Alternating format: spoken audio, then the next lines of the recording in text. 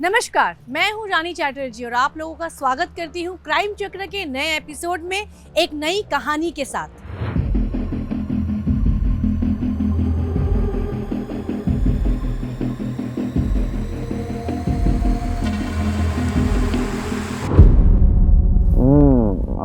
ये खुशबू, इसी खुशबू ने तो मुझे तुम्हारा दीवाना बना रखा है।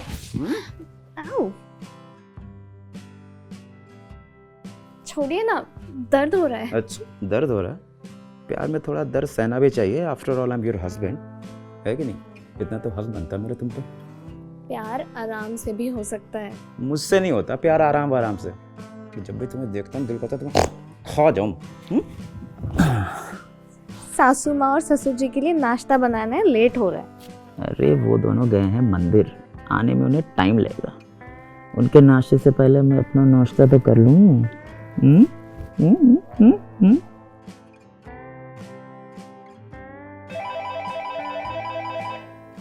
अरे यार, हेलो। हाँ, अच्छा आज ही? ठीक है, बस निकलता हूँ मैं। निकल रहा हूँ, थोड़ी देर में निकल रहा हूँ। चलो ओके। कौन था? अरे वो कुछ नहीं, वो मेरा प्रॉपर्टी डीलर वाला दोस्त, वो इस प्रॉपर्टी की डील करने के लिए जाना है मुझे। अच्छा सुनो, मैं कल ही वापस आऊँगा और मम्मी पापा को इसके बारे में कुछ मत बताना, ठीक है? पर उन्हें क्यों नहीं बताना है? तुमसे जितना कहा जाए ना तुम उतना ही किया करो। मुझसे ज़्यादा सवाल जवाब करने की ज़रूरत नहीं है।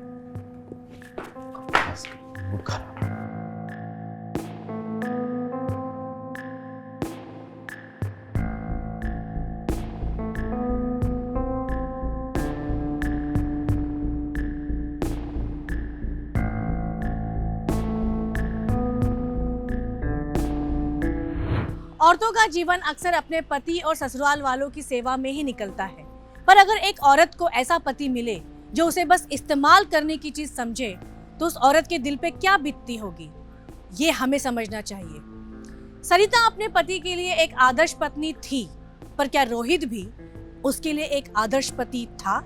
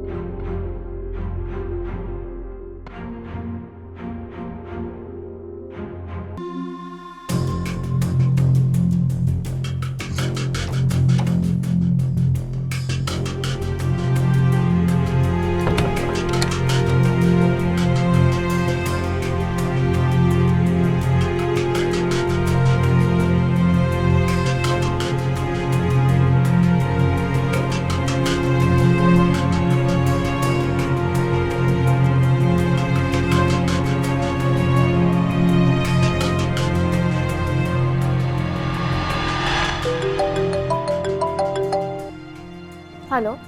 हेलो। हाँ, आप पहुँच गए? हाँ, पहुंच गया कब का।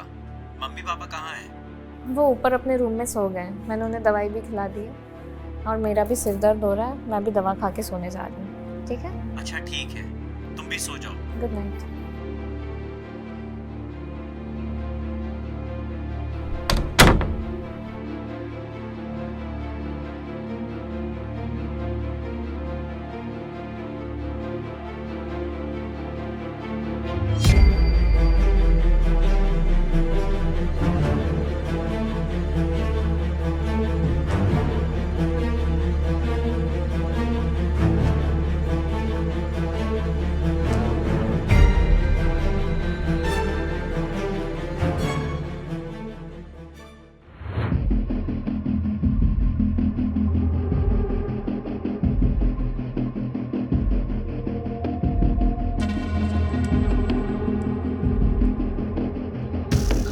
इतनी देर कहाँ लगा दी? अरे उस पर नजर रख रहा था, वो दवाई ववाई खा के सो गई है, अब हम अपना काम आराम से कर सकते हैं। हाँ चल चल चल।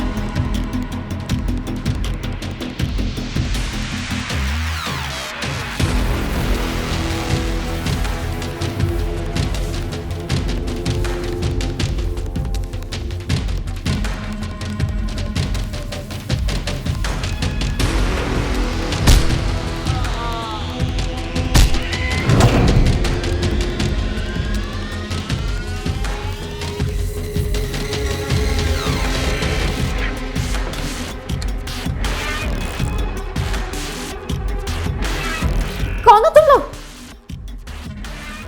कौन हो? पास आने तो खोपड़ी तोड़ दूंगा।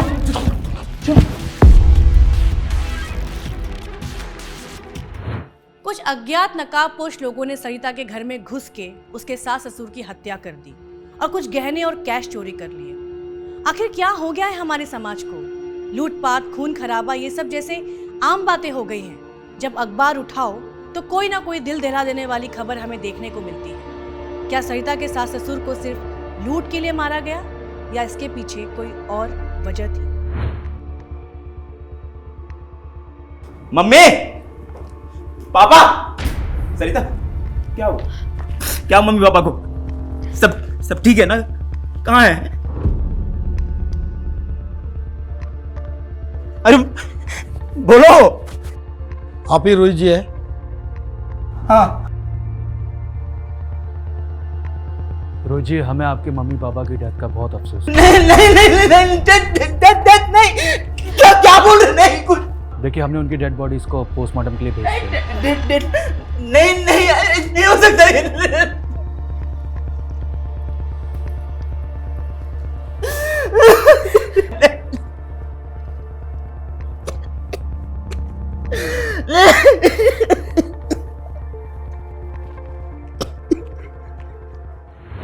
रोहित जी, हमने आपके एरिया की सीसीटीवी फुटेज देखी। फुटेज में हमने 2 आदमी को बाइक पर देखा जिन्होंने अपना चेहरा हेलमेट से और कपड़े से ढक कर रखा था। बाइक पे नंबर नहीं था, शायद चोरी की होगी। देखिए, आप फिक्र मत कीजिए, हम बहुत जल्द आपके मम्मी पापा के कातिल का पता लगा लेंगे। उन लोगों को चोरी करनी थी तो चोरी कर दी। मेरे बूढ़े माँ बाप को मारने की क्या जरूरत थी? आखिर क्या बिगाड़ा था उन लोगों का मेरे परिवार में? मेरा हंसता खेलता परिवार एक दिन में तबाह हो गया। रोहित जी, हम आपकी तकलीफ समझ सकते हैं। वैसे क्या क्या चोरी हुआ था? 5 लाख की ज्वेलरी और 8 लाख कैश। और आप कहाँ थे? मैं बिजनेस के काम से बाहर गया था। तभी ये सब हुआ। रोहित जी, हमें आपके घर के आसपास की सीसीटीवी फुटेज में एक आदमी भी दिखा जो कि आपके घर के ऊपर निगरानी रखे हुए था।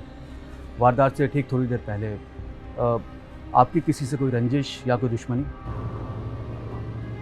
नहीं इंस्पेक्टर साहब। ठीक है, आगे की इंक्वायरी के लिए प्लीज़ हमें कोऑपरेट कीजिएगा। Thank you.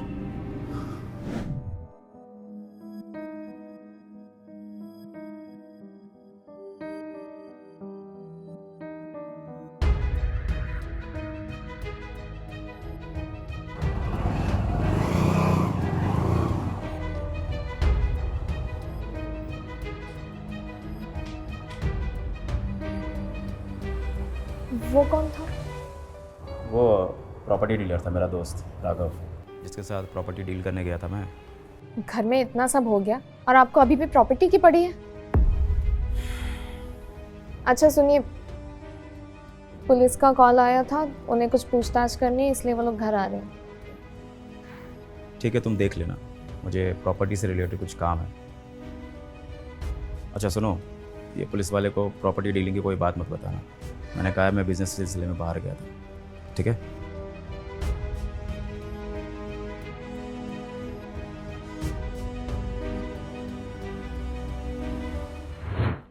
जिसके माता पिता की हत्या हो जाए वो बेटा अभी भी प्रॉपर्टी की डील के लिए लगा हो, ये बात दाल में कुछ काला होने की ओर संकेत देती है। सरिता को रोहित की इस बात से उस पर शक हो रहा था। वहां पुलिस ने बाहरी तौर से जांच जारी रखी पर कुछ हाथ नहीं लगा। क्या इस केस को एक अलग एंगल से देखना गलत है या ये मात्र एक संजोग है? माफ़ कीजिए सरिता जी, ऐसी दुख की घड़ी में आपसे पूछताछ करनी पड़ रही है, पर क्या करें, पुलिस का काम ही ऐसा है। आप बस जल्द से जल्द उन कातिलों को ढूंढ लीजिए सर। आप चिंता मत करिए, हम जल्द ही खूनी को पकड़ लेंगे। आप सिर्फ इतना बताइए कि उस रात क्या हुआ था। मैं नींद की गोली खाकर सोई हुई थी। अचानक मुझे चीखने की आवाज़ सुनाई दी। जब मैं हॉल में आई तो देखा 2 लोग हाथ में बैग और रॉड लिए भाग रहे थे। मैं डर गई। उनमें से एक ने मुझे धमकी दी और वो दोनों निकल गए। मैं दौड़ के ऊपर गई तो मैंने देखा मेरे सास ससुर खून में लटपट हैं। आपको क्या लगता है ये सिर्फ चोरी का केस है या आपके परिवार की किसी से कोई दुश्मनी? क्योंकि हादसा जब हुआ तब आपके पति बिजनेस के सिलसिले में बाहर गए थे। बिजनेस डील नहीं सर। मतलब? मेरे हस्बैंड ने ये बात किसी को बताने से मना की थी और मेरे सास ससुर। सरिता जी, आप संभालिए खुद को। दरअसल रोहित ये घर बेचना चाहते थे और इसी डील के सिलसिले में वो अपने दोस्त राघव के साथ उस रात गए थे और मेरे सास ससुर के साथ। ठीक है, फिलहाल हम चलते हैं। अगर ज़रूरत पड़ी तो आपसे फिर से कांटेक्ट करेंगे।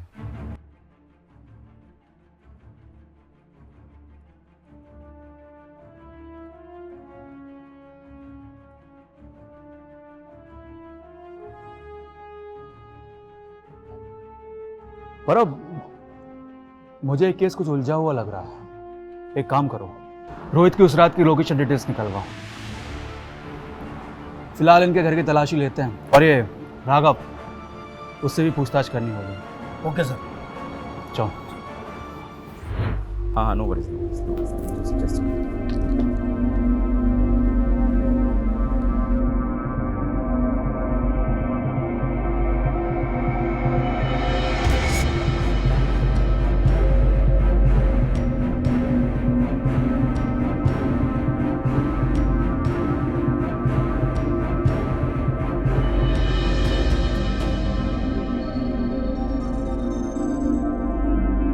सरिता, तू तिकडे बघ।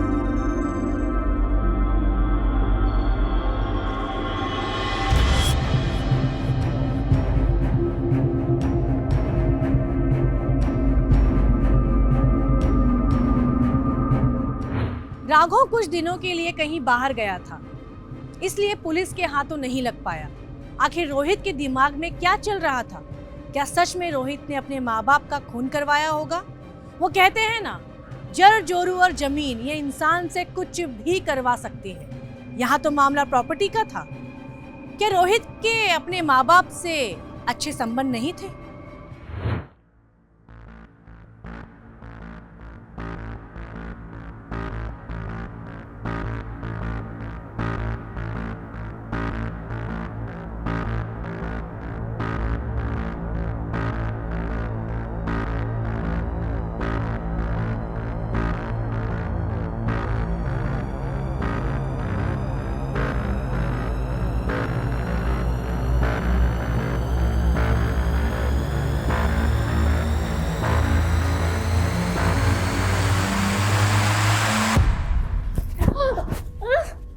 दारू पी के आए हो? छोड़ो मुझे। तूने पुलिस को प्रॉपर्टी वाली बात क्यों बताई? मुझे नहीं जाना मैंने। हाँ बताया मैंने। यहाँ इतना सब कुछ हो गया और तुम्हें अभी भी प्रॉपर्टी की पड़ी। इस मेरे दोस्त राघव को कुत्तों की तरह खोद रही है। तू नहीं बताएगा कुछ? क्यों बताया? छोड़ो मुझे।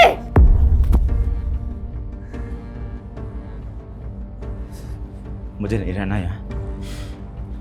यहाँ कुछ भी नहीं बचा है। मुझे जाना है यहाँ से। हम जल्द यहाँ से निकल जाएंगे। नहीं रहना मुझे।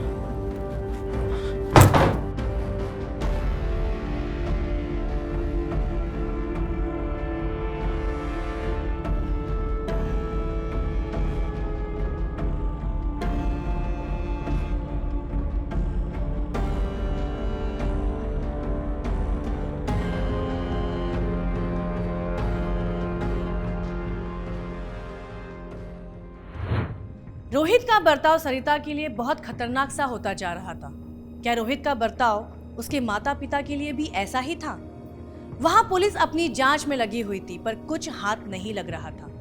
क्या सच में ये मामला बस लूटपाट का था और रोहित का इसमें कोई हाथ नहीं था? क्या हम बस दो अलग चलती हुई कहानियों को जोड़ रहे हैं? अगर रोहित ने कुछ नहीं किया था तो राघव गायब क्यों था? रोहित अपने माता पिता से बात करके भी तो प्रॉपर्टी बेच सकता था।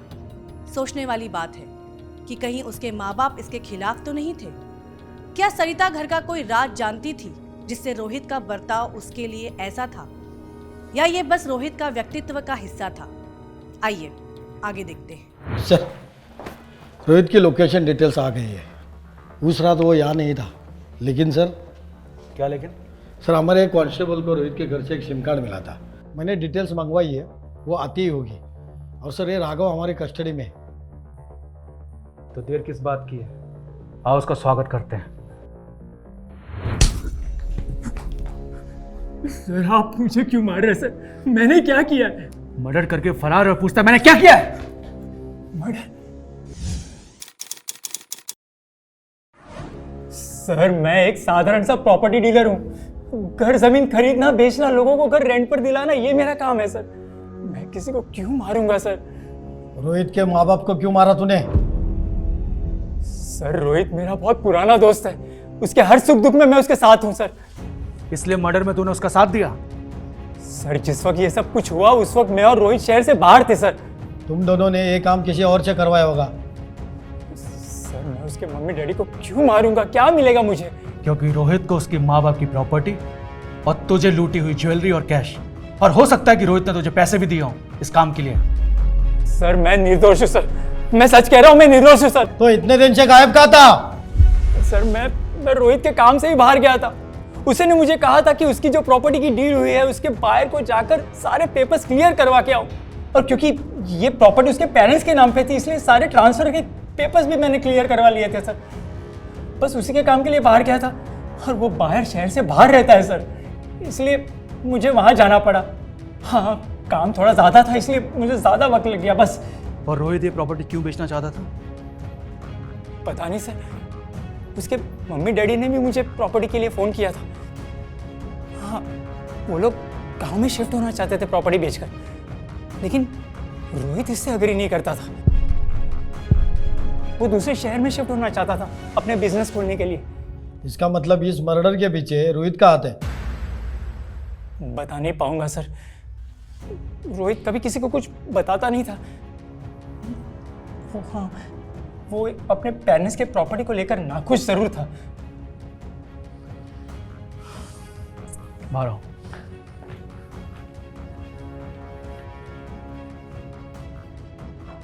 मुझे लगता है कि रोहित ने इस काम को अंजाम दिया है क्योंकि प्रॉपर्टी का एंगल उसकी तरफ इशारा करता है। सर हमें पक्के सबूत की तलाश करनी होगी। हमें जो दूसरा सिम मिला है, देखते हैं उससे कुछ पता चलता है।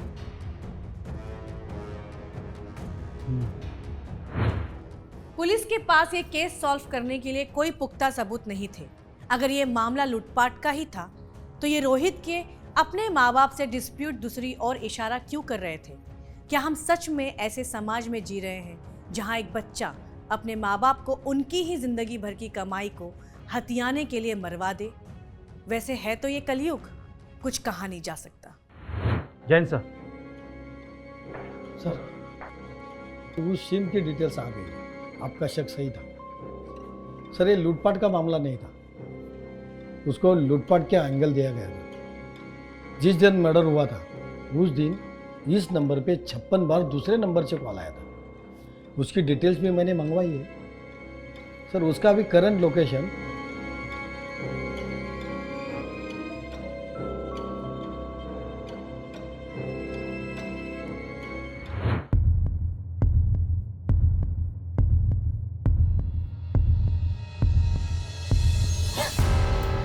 सिद्धार्थ, तुम? हाँ,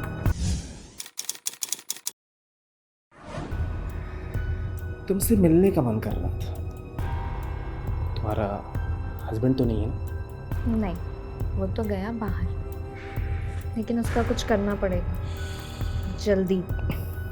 उसका कर देंगे। पहले जो मेरे अंदर आग लगी है उसे तो बुझा लो। सोचा यहाँ आ जाओ, क्योंकि कुछ काम बंद कमरों में ही अच्छे लगते हैं। हाँ, और कुछ अपराधों के लिए बंद सलाखें भी अच्छी लगती हैं। अरेस्ट करो दोनों को।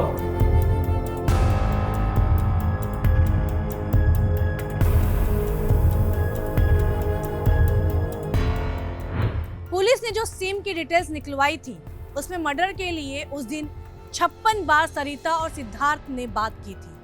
क्या यह अपराध के पीछे सरिता का हाथ है? आखिर कौन है ये? सिद्धार्थ और सरिता के साथ मिलकर इसने क्यों रोहित की माँ और बाप की हत्या करवाई? एक बहू अपने सास ससुर को कैसे मरवा सकती है? ऐसे कई सवाल अपने मन में उमड़ रहे होंगे। आइए हम देखते हैं कि इस अपराध की क्या वजह थी। क्यों मारा अपने सास ससुर को? बोलो।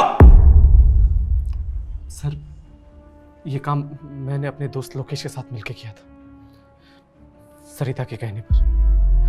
हम दोनों बहुत पहले से एक दूसरे से प्यार करते हैं सर। अपने पति से चुप के दूसरे मर्द के साथ संबंध रखती हो और सास ससुर को मार के पति के ऊपर डालती हो।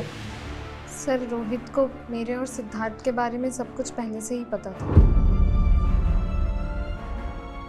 यहाँ तक कि मेरे सास ससुर को भी हमारे बारे में सब पता था।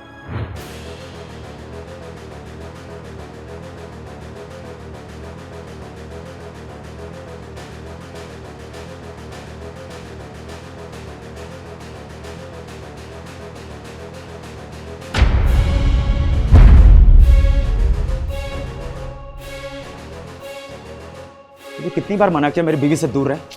समझ में आ रही तेरे को बात? हाँ? मेरे माँ बाप ने तुम लोगों को कितनी बार समझाया, लेकिन तुम लोगों की रंगरलियां खत्म नहीं हो रही। मैं सिर्फ और सिर्फ अपने खानदान की बदनामी की वजह से चुप हूं, वरना तुझे ना जान से मार दूंगा मैं। समझा? समझ में आ रही तेरी बात? चमक!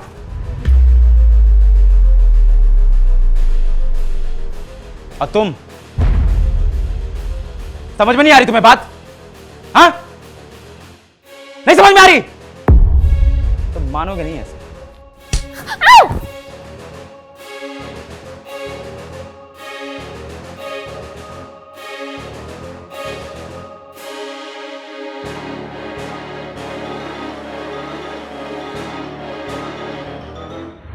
मेरे सास ससुर ने मुझसे मेरा फोन तक छीन लिया था। वो ये घर बेच के गांव जाना चाहते थे और रोहित ये घर बेचकर दूसरे शहर शिफ्ट होना चाहते थे। और मैं ये घर बेच के सिद्धार्थ के साथ कहीं दूर जाना चाहती थी।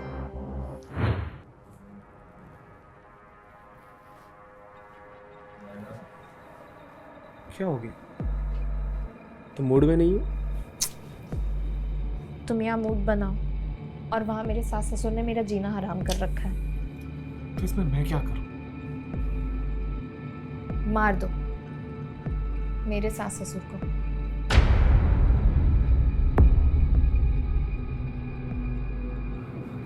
क्या पागल हो गई हो क्या? जेल भिजवाना चाहती हो मुझे? मैं नहीं जानती, तुम कुछ तो करो। इससे होगा भी क्या? तुम्हारा हस्बैंड है, उसे भी मारना पड़ेगा। नहीं, तुम उसकी टेंशन मत लो। मैं उसे फंसा के ये घर अपने नाम कर लूँगी और फिर ये घर बेच के हम दोनों चैन की जिंदगी जिएंगे।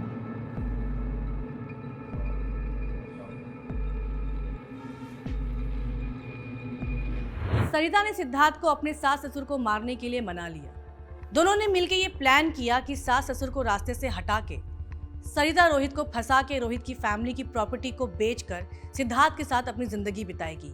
इस प्लान को अंजाम देने के लिए सिद्धार्थ ने सरिता को एक सिम दी और पूरा मामला लूटपाट की तरह दर्शाया, पर सरिता वो सिम छुपाना भूल गई, जिसके चलते पुलिस सिद्धार्थ तक पहुंच गई। कानून को इतना भी कमजोर मत समझिए कि आपका जो मन होगा वो करेंगे और कानून के हाथ से बच निकलेंगे। अब जेल की हवा खाने को तैयार हो जाओ तुम दोनों।